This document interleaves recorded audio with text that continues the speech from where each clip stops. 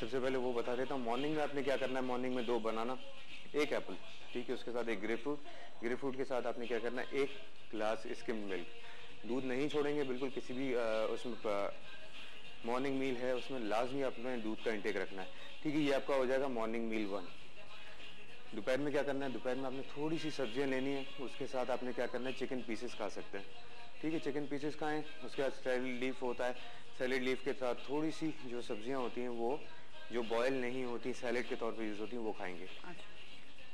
तीसरी चीज़ क्या आ जाएगी, मौसम के फल जितने भी आ गए, ठीक है, उनमें से कुछ सेलेक्टेड 2 फल ले लीजिए, उसको खा के थोड़ा सा रिलैक्स करिए, सही, क्योंकि मॉर्निंग में हमने ग्रेप फ्रूट दे दिया है, हाँ। इसीलिए इवनिंग में ग्रेप फ्रूट नहीं देंगे। मॉर्निंग में ग्रेप फ्रूट ले सकते हैं, कोई प्रॉब्लम तो नहीं है? कोई प्रॉब्लम नहीं होती, वैसे देखा जाए ना तो मॉर्निंग में ही ज्यादा इफेक्ट करता है। और अगर ग्रेप फ्रूट की जिसमें आप हल्का सा नमक और ब्लैक पेपर डाल दें तो बहुत मजेदार टेस्ट हो जाता है। Yummy yummy.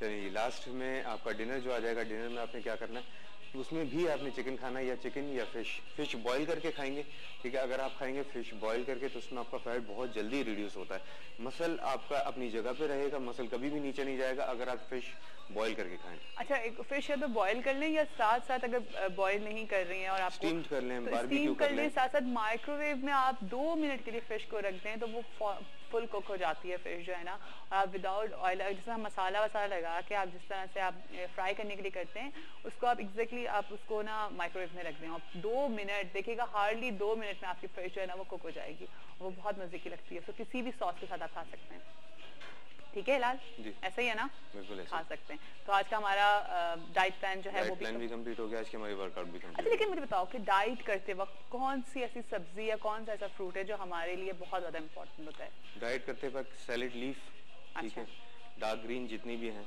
रेड और आपका जो भिंडी वगैरह होती है, भिंडी बहुत ज़्यादा ज़रूरी होती है। जो सीनियर सिटीजन्स हो गए या जिनकी एज 25 क्रॉस कर गई है उनके लिए भिंडी बहुत ज़्यादा ज़रूरी हो जाती है। आजकल जो डाइट चल रही है, जो खुराक चल रही है उस हिसाब से, क्योंकि हम लोग देखा ये गया कि नॉर्मली लोग असली घी नहीं खाते, ठीक है, देसी घी जो होता है वो नहीं यूज करते। काफी पहले के लोग तो करते थे तो उनको काफी प्रॉब्लम नहीं आता। मजे का होता है देसी घी, मजे का होता है ना। लेकिन आजकल के लोगों को पता क्या होता है, वो थोड़ी सी इसमें स्मेल उनको महसूस होती है। अच्छा, ये है प्रॉब्लम, इसी वजह से नहीं खाते लोग। तो इसीलिए जो डाइट होती है उसके ऊपर उनको कॉन्सेंट्रेट करना पड़ता है। फिर वही चीज़ लाने के लिए, खैर वो चीज़ तो नहीं आ पाती, लेकिन फिर भी उसका थोड़ा सा ऑल्टरनेट आ जाता है। जैसे जॉइंट्स वगैरह होते हैं तो इसमें भिंडी हो गई, अरबी हो गई, ये 2 चीज़ें जो है बहुत ज़्यादा इंपॉर्टेंस रखती है। लेस पैदा करती, ठीक है, लेस जितना भी आपके जॉइंट्स में होता है वो लेस पैदा करती है, उससे आगे प्रॉब्लम नहीं होते।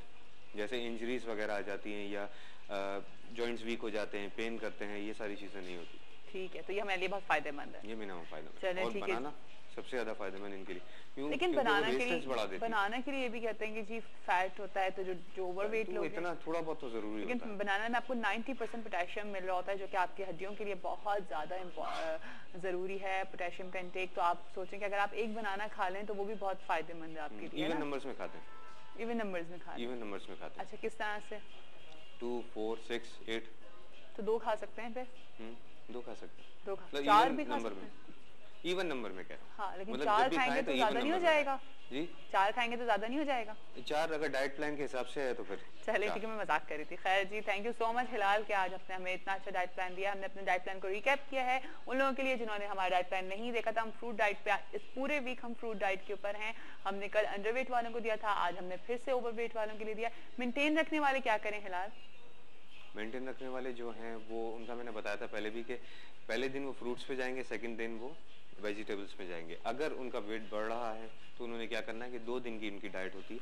2 दिन पहले दिन उन्होंने क्या करना है, जितने भी फ्रूट्स होंगे, जितने भी मील होंगे उनमें सब में फ्रूट्स रखना है, ठीक है, और स्किम्ड मिल्क रखना है, ठीक है। स्किम्ड मिल्क कैसे रखना है? मॉर्निंग में जो आपने नाश्ता लिया उसमें अगर आपको महसूस होता है कि कोई चीज़ कम है तो इनटेक करेंगे उसका स्किम्ड मिल्क का, ठीक है। और दोपहर में अगर आप सैलेड खा रहे हैं, सैलेड में अगर आपको महसूस होता है तो उसमें पानी के साथ उस सैलेड को चलाइएगा, ठीक है जी। और हमारा लास्ट में जो उनका इवनिंग और डिनर होता है उसमें भी उन्होंने फ्रूट्स खाने। नेक्स्ट जो दिन होगा अगले दिन उन्होंने क्या करना है, वेजिटेबल्स पे रखना है। अच्छा, ठीक है, मॉर्निंग से लेकर नाइट तक उन्होंने वेजिटेबल्स पे रखना है, लेकिन उसमें दूध नहीं होगा। ठीक है, ठीक है, ये 2 दिन की उनकी डाइट होती है। तीसरे दिन उनका वेट नॉर्मल हो जाएगा, वापस आ जाएंगे जी वो अपने वेट के। क्या ख्याल है, डांस करना एक और सुन लिया जाए? सुन लेते जी अदनान, तैयार हैं आप गाना सुनाने के लिए? ये आपका मूड है हमें गाना सुनाने के? सुनाएंगे, पहले ही 1 दिन छुट्टी के बाद आए। हाँ, कल तो आपकी छुट्टी थी। क्या करें?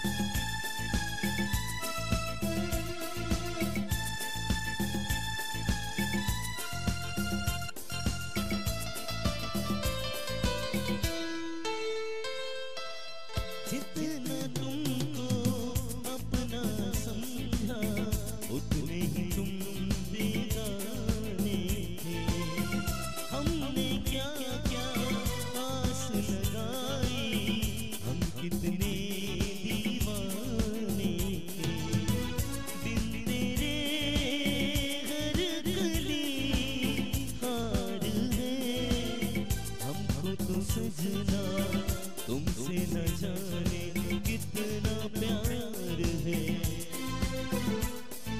कहाँ गई वो प्यार की कसमें, प्यार का वादा क्या हुआ।